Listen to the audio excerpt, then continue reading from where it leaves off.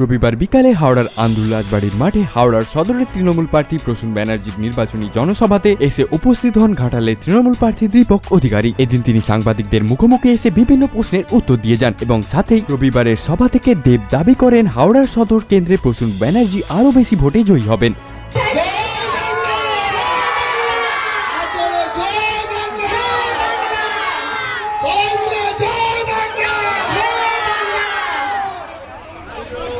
এইভাবেই আমরা তার কথা শুনতে চাই, আমরা যার কথা শোনার জন্য এক রাশ কর্মীবৃন্দ একসাথে আমরা একত্রিত। আর এই মুহূর্তে তাই সরাসরি আমরা ওনার হাতে তুলে দেব মাইক্রোফোন। এত ভালো সিনেমাটিক্স করে, এমপিও করে, এমপির হয়ে প্রোগ্রাম করে, সবকিছু ছেলে ভাবতে পারবেন না। ও এলে গর্বিত হই আমি, আমাকে ভীষণ ভালোবাসে। এরকম একটা মানুষ বাংলার গর্ব। তো উত্তম কুমারের পর তো মাঝে কেউ ছিল না, মানুষ ভাবা যায় না। ধন্যবাদ জানাই সবাইকে, ভালোবাসা জানাই। এই মুহূর্তে প্রিয়া পাল আছে আমাদের সঙ্গে, সমগ্র আছে সবাই। যারা কাজ করে তার ধর্মকে এগিয়ে রাখে না, তার ধর্মটাকে মনে রাখে আর মানুষকে এগিয়ে রাখে। আমাদের দলটা মানুষকে এগিয়ে রেখেছে, ধর্মটাকে মনে রেখেছে, মনের ভিতর রেখেছে। হাওড়ার মানুষকে আমি রাজনীতি বোঝানোর আমার ক্ষমতা নেই, আপনারা আমার চেয়ে অনেক বেশি রাজনীতি বোঝেন। কিন্তু আর একবার অনুরোধ করছি, যদি আপনাদের মনে হয় আমাদের দল, আমাদের প্রার্থী, আমাদের হাওড়ার সমস্ত নেতা কর্মীরা আপনাদের পাশে থেকেছে, তাহলে একটাও ভোট বাইরে নয়, সবকটা ভোট উন্নয়নের জন্য, সবকটা ভোট স্কুলের জন্য, সবকটা ভোট যারা হসপিটাল হয়েছে তার জন্য, সবকটা ভোট। আমি কিন্তু আপনাদের ভোট চাইতে আসিনি,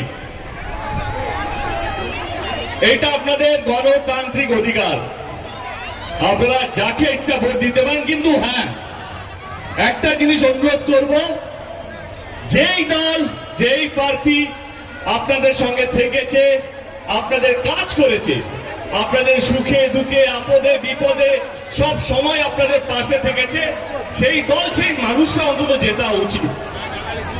আমি আমার সঙ্গে প্রসূনদার অত্যন্ত ভালো সম্পর্ক, মানে, কিন্তু এইটা তার মানে নয় কি আমি প্রসূনদাকে বলবো না আপনারা ভোটটা দেবেন। কিন্তু আমি অন্তত যে দেশকে রিপ্রেজেন্ট করেছে এবং বাংলার রক্তে আমরা বলি না ফুটবল আছে, সেই ফুটবলটাকে রিপ্রেজেন্ট করেছে। তবে একটু পরে দিচ্ছি তোমাকে, শেষ কথা তুমি এখানে চলে শুনে নেবো। আমি না, যেই লোকটা আমাদের দেশকে রিপ্রেজেন্ট করেছে, ফুটবলকে রিপ্রেজেন্ট করেছে, সেই মানুষটা এখানকার ক্যান্ডিডেট আরেকবার। কিন্তু তার মানে এটা নয় আমি আপনাদেরকে বলবো আপনারা ভোট করবেন, না না, এটা আপনাদের গণতান্ত্রিক অধিকার। কিন্তু যেটা একটু আগে বললাম, ভোটটা দেওয়ার আগে একটু ভাববেন আপনারা কাকে ভোটটা দিচ্ছেন। আজকের রাজনীতি একদমই অন্যরকম হয়ে গেছে বাবু, আজকের রাজনীতি একদমই অন্যরকম হয়ে গেছে।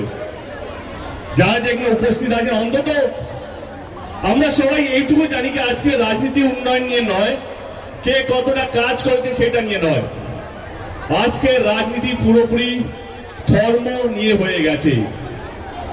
আজকে রাজনীতি হচ্ছে কে হিন্দু কে মুসলমান, আজকের রাজনীতি হচ্ছে আমরা মন্দির করেছি আমাদেরকে ভোটটা দিন, আজকের রাজনীতি হচ্ছে আমরা মসজিদ। না না না না না, কিন্তু বিশ্বাস করুন এই নির্বাচনটা এটার জন্য নয়। যে কোনো ইলেকশন আমাদের দেশে, সে লোকসভা হোক, বিধানসভা হোক, পঞ্চায়েত হোক, কর্পোরেশন হোক বা মিউনিসিপ্যালিটি, একই জিনিস। বা যে কোনো ছোট নির্বাচন, বা আজকাল তো কোঅপারেটিভ সোসাইটির মধ্যেও নির্বাচন হয়, মানে আমার আরবানা বা সাউথ সিটি যে থাকে ওইখানেও নির্বাচন হয়। সেইখানেও গিয়ে আমার কমপ্লেক্সের মধ্যে মন্দির হবে বা মসজিদ হবে তার জন্য হয় না কিন্তু নির্বাচন। তাও সামনে লোকের একটু বসতে হবে, জায়গা আছে? জায়গা নেই? এক্ষুনি চিৎকার করবো, বসুন বসুন, জায়গা তাহলে বসবো না, প্লিজ প্লিজ প্লিজ প্লিজ। যেটা বলছিলাম, কে আজকে নির্বাচন হচ্ছে ধর্ম নিয়ে। আচ্ছা আপনারা বলুন তো, এই নির্বাচনটা কিসের জন্য নির্বাচন? এই নির্বাচনে যে জিতবে সে কতগুলো মন্দির করবে সেটার জন্য, এই নির্বাচনটা যে জিতবে সে কতগুলো মসজিদ করবে সেটার জন্য না। এই নির্বাচনটা সেই নির্বাচন নয়। এই নির্বাচনটা হচ্ছে কে কতগুলো জেতার পর কে কতগুলো হসপিটাল করবে, কে কতগুলো স্কুল করবে, কে রাস্তাঘাট করবে, কে মানুষকে ভালো রাখবে। মনে হয় এইগুলো না বললে হিরণকে তোমরা পাত্তা দেবে না। যতক্ষণ না দেবকে দু চারটে উল্টো পাল্টা বলবে তোমরা হেডলাইনে দেবে না। হেডলাইনে না এলে দল মানুষ চিনবে না। মানুষ যদি না চিনে দল আবার টিকিট দেবে না। দল যদি টিকিট না দেয় কেরিয়ার শেষ। এমনি আমার সিনেমা কেরিয়ার শেষ হয়ে আছে, এবার পুরোটাই টিকে আছে হেডলাইন রাজনীতি করার জন্য, এবং সেটাই করছে, কারণ সেটাও সাকসেসফুল আমি বলবো। উল্টো পাল্টা না বললে তোমরা হেডলাইনে চালাবে না, পাল্টা আমার নিউজ নিতে, পাল্টা আমার দিতে জবাব দিতে আসবে না। আমি আজ অব্দি হিরণকে জবাব দিতে মানে পছন্দ করি না, এবং ওকে শুভেচ্ছা। ওর রাজনীতি করছে, যেটা ওর এটা ভালো লাগে। আমি 10 বছর ধরে একটাই রাজনীতি করছি, তার নাম হচ্ছে সৌজন্যের রাজনীতি। ভালো লাগে।